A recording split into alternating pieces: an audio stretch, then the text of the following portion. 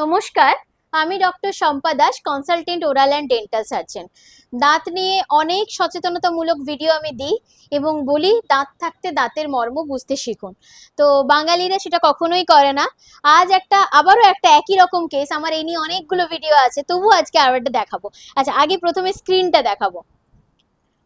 আচ্ছা, একটা দাঁত, দুটো দাঁত, তিনটে দাঁত, এবং এই দাঁতটা দেখুন একদম নষ্ট হয়ে গেছে। এই দাঁতের তলায় একটা সোয়েলিং ছিল, এই যে যেখানটা ফোলাটা দেখতে পাচ্ছেন, এই জায়গাটা, এই দাঁতটা আর এই দাঁতটা। তো আমরা এক্সরে করে দেখতে পাই যে এই দুটো দাঁতের তলায় একটা রেডিওলুসেন্সি আছে। রেডিওলুসেন্সি মানে হচ্ছে দাঁতের ঠিক যেখানটায় গোড়া শেষ হচ্ছে, ভেতরে রুটের তলায় একটা কালো অংশ। তো এক্সরেতে আমরা দেখতে পাই এবং তখনই আমরা বলি যে চাইলে দাঁতটা বাঁচানো যেত আরসিটি করে 6 নম্বরটা। তো পেশেন্টের এজ এবং পেশেন্টের ফিনান্সিয়ালির জন্য আমি সেটা করিনি। যাই হোক, আমরা দাঁতটা তুলে দিয়েছি।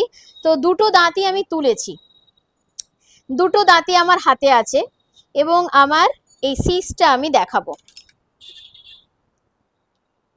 এই যে একটা শক্ত মাংসপিণ্ড, এই দেখুন এখানে একটা শক্ত মাংসপিণ্ড, তিনটে রুট, 1 2 3, দুটোতে আছে, একটাতে কিন্তু নেই, কিছু নেই।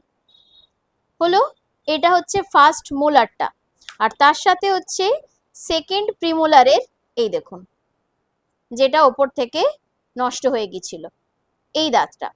অর্থাৎ আপনি এইটা দেখানোর মানে হচ্ছে এটাই, যদি আপনার কোনো দাঁত নষ্ট হয় বা কোনো দাঁতে কোনো অসুবিধে হয়, যেটা আপনি বাইরে থেকে বুঝতে পাচ্ছেন না, কোনো ব্যথা যন্ত্রণা নেই, কিচ্ছু নেই, কিন্তু ভেতরে কি হচ্ছে সেটা আপনি বাইরে থেকে ধরতে পারবেন না।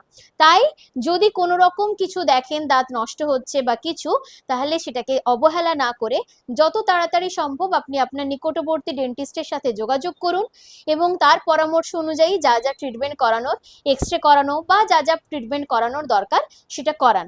দাঁত খুব গুরুত্বপূর্ণ একটা জিনিস, তাকে অবহেলা করবেন না।